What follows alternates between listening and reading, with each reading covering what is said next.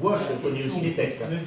Mais là, on s'en fiche. Nous, ce qui nous intéresse de savoir, Monsieur Ferré, là, dites-nous quand même ce soir, une bonne fois pour toutes, si vous êtes capable de prendre dans la réflexion qu'il y a un moment où il faut cesser ces projets immobiliers quand il y a l'intérêt des habitants d'un quartier. Est-ce que vous pouvez l'entendre ou est-ce que c'est niais? Est-ce que ce soir, on va rentrer dans un conflit qui va être aussi très dur dans le sens où vous avez fait un premier chantier avec Proudhon, l'îlot Proudhon et l'immeuble, qu'à nouveau, après l'histoire du tram, qu'après ce chantier-là, on va se retrouver encore dans le quartier avec un chantier, nous, habitants, hein, c'est-à-dire avec tous les emmerdes des poids lourds, tous les machins, comment ça va se passer?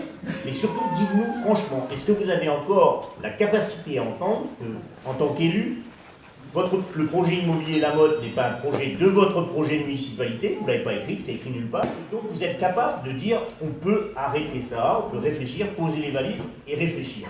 On aimerait bien entendre. Et surtout, est-ce que vous êtes capable de prendre en compte les habitants? Et que la ville garde. On ne peut pas continuer à avoir une politique urbaine sans tenir compte des habitants. Et là, à l'heure actuelle, on vous offre la possibilité de venir rencontrer les habitants et de nous écouter. Et là, à l'heure actuelle, c'est ce qu'on vous propose. On vous dit simplement que ce projet immobilier, la Motte, on n'en veut pas. C'est un peu ça.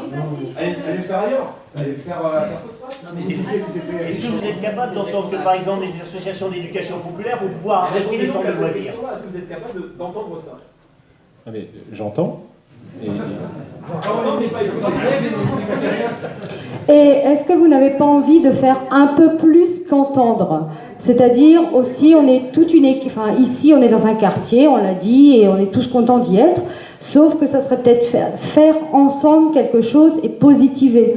Parce qu'on n'est pas les uns contre les autres, et au contraire, nous on a tous envie de faire ensemble cette salle.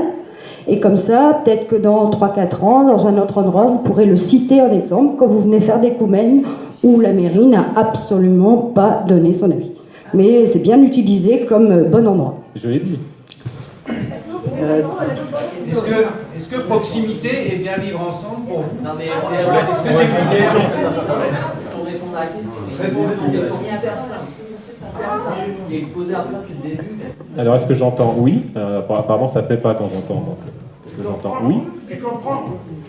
Et comprendre, j'ai compris aussi la question. Après, savoir si on va faire une salle, je crois que j'ai répondu tout à l'heure d'entrée que c'était pas dans les projets. Et qu'aujourd'hui on regarde plutôt comment adapter au regard de besoins qui nous semblent être sur le quartier, donc plutôt au niveau des TAP ou au niveau d'autres choses, et donc de proposer une salle dans le projet immobilier. Et donc voilà, aujourd'hui, l'axe comprend. Pardon? Les TAP, c'est pas le quartier. Bah, c'est quand même un peu l'école, le quartier. Non Bah, en attendant, l'école est quand même une école qui n'augmente pas ses effectifs, alors que vous avez tout à côté. Et ça, c'est un problème.